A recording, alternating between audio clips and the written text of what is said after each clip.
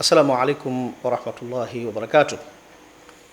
Mpenzi mtazamaji wa Online TV, tunakaribisha katika kipindi hiki maalum ambacho kinafanyika katika siku ya leo, tukiwa na mgeni wetu maalum katika siku ya leo, Alhaji Sheikh Sharifu Mikdad Robert Matongo. Baada ya muda mrefu wa kutokuonekana katika media na katika kazi mbalimbali za kidawa katika ardhi yetu hii ya Tanzania, leo tumepata bahati ya kuweza kumtembelea katika eneo lake, katika nyumba yake, makazi yake katika jiji la Dar es Salaam, katika mji wa Kigamboni. Tuna vitu vingi sana vya kuweza kuzungumza katika siku ya leo na kuweza kujua. Lakini kwa utambulisho tu kwa wewe mtazamaji wa Online TV hii ni kwamba tunapomzungumzia Sheikh Sharifu, tunamzungumzia Alhaji Sheikh Sharifu Mikdad Robert Matongo, kijana aliyezaliwa katika historia tarehe 10 mwezi wa 10 mwaka 1985, ambaye kwa asili yake inaonekana kwamba baba yake alikuwa ni askari polisi ambaye ametoka katika mifupa isiyokuwa ya Kiislamu. Baba yake hakuwa Muislamu na mama yake pia hakuwa Muislamu, na historia inaonyesha kwamba hata mama yake alipokuwa katika mazingira ya ujauzito, madaktari walithibitisha kwamba kile kilichomo katika tumbo ni kiumbe ambacho kimekwisha kufariki. Lakini kwa uwezo wake Mwenyezi Mungu Subhanahu wa Ta'ala alijalia akaweza kuzaliwa akiwa salama, kiasi kwamba watu hawakuweza kuamini, kwa sababu ilionekana kwamba mama yake ameparalyze, lakini pia na kile kiumbe kilichomo katika tumbo kilikuwa kimekwisha kufariki, ambaye ni Alhaji Sheikh Sharifu Mikdad Robert Matongo. Baada ya hapo akaingia katika ulimwengu wa dawa na akafanikiwa kuweza kusilimisha watu wengi, mamilioni na malaki, kuweza kuingiza katika Uislamu. Mtu wake wa kwanza kabisa ambaye alimuingiza katika Uislamu katika msikiti wa Tabora, pale msikiti mkubwa wa Tabora, alikuwa ni kaka yake Yusuf, ambaye sasa hivi marehemu, Mwenyezi Mungu amrehemu, ametangulia mbele za haki. Ndio mtu wake wa kwanza kuweza kumuingiza katika Uislamu. Baada ya hapo kukafuatia historia nyingi sana ya kuweza kutembea sehemu mbalimbali ndani ya Tanzania na nje ya ardhi hii ya Tanzania, lakini pia watu wengi wamepata nafasi ya kuweza kufaidika na mawaidha yake, lakini pia katika wakati wake kipindi hicho kuweza kufanya dua na kuzungumza na watu katika maeneo mbalimbali, na watu wakaweza kupata faida kubwa. Leo tunaye hapa Alhaji Sheikh Sharifu Mikdad Robert Matongo. Nimejaribu kuzungumza kwa muhtasar, lakini kama wewe ni mfuatiliaji mzuri basi utaweza kufahamu. Labda tuweze kupata nafasi ya kuweza kumhoji baadhi ya maswali na kuweza kumsikiliza katika kile ambacho tumekijia katika siku ya leo. Nafikiri kuna faida kubwa ambayo utakaipata hapa duniani na naamini vile vile na katika akhira yetu. Karibu Alhaji Sheikh Sharifu Mikdad Robert Matongo.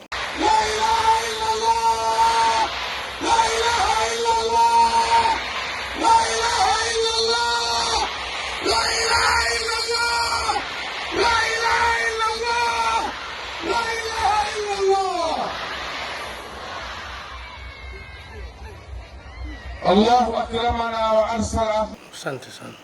Labda tuweze kujua kitu kimoja kwamba sasa hivi katika tasnia ya dawa katika Tanzania yetu tunapozungumzia Sheikh Sharifu, wako wengi sana ambao watu wanatumia jina la Sheikh Sharifu, Sheikh Sharifu. Labda tutaka kujua kwamba hili Sheikh Sharifu kwako ni sifa, kwa maana ya sifa ya kuwa ni sharifu, au ni jina kama jina ambalo hili ni la kwako kwa maana la utambulisho katika pasipoti na katika hali ya kawaida?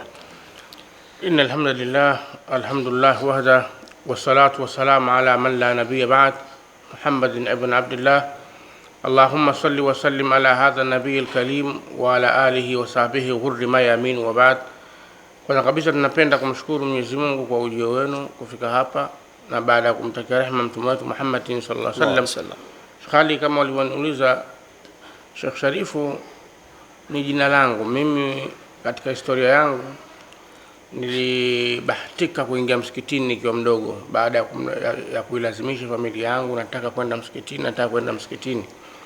Basi marehemu mama yangu akamwamuru kaka yangu, huyu alikuwa akiitwa Marco kipindi hicho, lakini baadaye akasilimu akaitwa Yusuf na ni marehemu, hebu mchukue huyu umpeleke huko msikitini kwao. Basi wakati kaka yangu amenibeba akasema ngoja nitembee na huyu mtoto, akishalala nirudi naye nyumbani, lakini akajikuta anapita maeneo ya msikiti wetu mkubwa Tabora ambao unaitwa msikiti wa Gongoni, msikiti wa Ijumaa. Basi mimi pale nikaruka kutoka katika mabega yake na nikaingia msikitini. Nilipofika pale nikatawadha, nikaingia katika msikiti pale, nikakuta watu washamaliza kusali. Naam. Kipindi hicho imamu wa msikiti alikuwa Sheikh Isa Mzee almarhum, alikuwepo Sheikh Salala pale almarhum. Ndio. Basi nikawaambia mimi nimekuja hapa, familia yangu nilikuwa naiambia sana inilete msikitini, ikawa inakataa, lakini leo namshukuru Mwenyezi Mungu nimefika hapa, na mimi jina langu naitwa Sheikh Sharif, japokuwa nyumbani walikuwa wamenipa jina la Fidelis. Kwa Sheikh Sharifu ndio jina langu likaanzia pale. Kwa jina langu mimi rasmi la pasipoti na kila kitu ni Sheikh Sharif, na Sheikh ni jina na Sharif ni jina. Ndio maana hata ukiangalia katika pasipoti yangu Sheikh Sharif inaandikwa kwa pamoja, alafu ndio inakuja Mikidadi Matongo. Kwa hiyo mimi jina langu ni Sheikh Sharif. Okay. Kwa hiyo tunapozungumzia Sheikh Sharifu Mikidadi Robert Matongo, hili si rakabu tu kwamba ni sifa ambayo umepewa, hili ni jina lako rasmi ambalo ulijichagulia baada ya kuingia katika Uislamu. Naam, hili ni jina langu rasmi niliyochagulia. Mwanzo ilikuwa ni Sheikh Sharifu Morris Robert Matongo, ndio, kabla ya mzee kuwa Muislamu. Sawa sawa. Mwenyezi Mungu alipojalia mzee wetu aliposilimu takriban ilikuwa ni mwaka 94, yeye ndo aliona haki akaingia katika Uislamu. Mashaallah. Baada ya mjadala mrefu, baada ya kupitana kurefu, baada ya mambo mengi, ndio alipoingia kwenye Uislamu yeye akachagua jina la Mikidad. Ndio. Basi na mimi sasa ndio ikawa rasmi Sheikh Sharif Mikidadi Matongo. Okay. Labda kwa watu ambao wanaopenda kuweza kujua, kimepita kipindi kirefu sana, imekuwa kuna ukimya mwingi sana, na watu wengi wamekuwa ni wenye kufananisha kwamba panapotokea mtu akawa na kuitwa Sheikh Sharifu basi hufikiria kwamba ni yule Sheikh Sharifu wa Tabora. Sasa labda tuweze kujua ukimya huu wa kutokuonekana katika muda mrefu umesababishwa na nini? Ulikuwa wapi na ulikuwa unafanya shughuli gani katika kipindi chote? Toka Mwenyezi Mungu aliponijalia mimi nimekuwa ni mtu mwenye kufanya kazi za dawa, za kufanya mihadhara, lakini si tu Tanzania, nje ya Tanzania. Nimefika takriban karibuni miaka miwili mimi nilikuwa siko ndani ya Tanzania, na nimekuwa nikizunguka kufanya dawa. Na unajua sisi dawa zetu ni dawa zile za kiwanjani, tunafanya mihadhara. Kwa hiyo sikupatiliza sana mambo haya ya media. Ndio. Lakini wamekuja vijana wengi, mashaallah, wanafanya kazi nzuri, ni kazi ya dawa.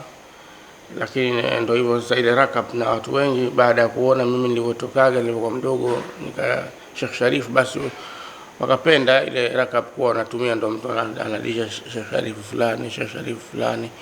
Ni katika tu kupambana na katika kufanya kazi ya dawa, na wanajitahidi tunafanya kazi nzuri ya kupeleka Uislamu mbele. Mashaallah. Labda Sharifu Mikidadi Matongo alizaliwa katika familia ya Kikristo Oktoba 10, 1986 nyumbani kwao katika kijiji cha Kiloleni kilichopo mjini Tabora, na alipewa jina la Fidelis. Akiwa ni mtoto wa mwisho kuzaliwa kati ya watoto 9 waliyewahi kuwa inspekta wa jeshi la polisi, Bwana Mikidadi Matongo, kuzaliwa kwa Sheikh Sharifu kulikuwa kwa ajabu ukilinganisha na watoto wengine. Licha ya kuwa madaktari walithibitisha kuwa mtoto huyo alishafariki akiwa tumboni, mama yake alikataa kufanya operation na kuamua kurudi nyumbani mpaka alipokuja kujifungua mtoto huyo akiwa hai na mwenye afya njema. Alizaliwa siku ambayo mama yake alikuwa peke yake nyumbani.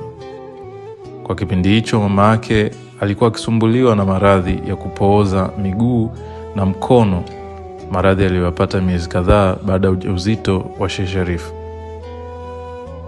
Na kwa bahati mbaya siku hiyo alikuwa peke yake nyumbani. Hakukuwa na mtu wa kumwangalia wala kumpa msaada, hali ambayo ilipelekea mama huyo kuzirai. Lakini kwa uwezo wa Mungu na miujiza yake, Sheikh Sharif alizaliwa pasipo hata mama yake mwenyewe kutambua kilichotokea. Na kwa ajabu zaidi ni kwamba mama yake aliporudi kwenye fahamu alijikuta amepona kabisa maradhi ya kupooza yalikuwa yakimsumbua kwa miezi kadhaa toka ujauzito wake. Akiwa na umri wa miaka 3 tu, Sheikh Sharifu alianza kuhubiri Uislamu bila hata kufundishwa na mtu yoyote. Ila pia alikataa jina la Fidelis na kuieleza jamii kwa wamwite Sheikh Sharif. Mnamo tarehe 25 mwezi wa 5 mwaka 1994, baba yake mzazi na familia yake kwa ujumla ilishindwa kuendelea kupingana naye, na wote kwa pamoja waliingia kwenye Uislamu na baba yake alipewa jina la Mikidadi. Historia fupi ya uhubiri wake na matokeo yake. Katika mwaka 1994 mpaka 2006 tayari aliweza kuwafanya watu zaidi ya 300,000 kuingia kwenye Uislamu.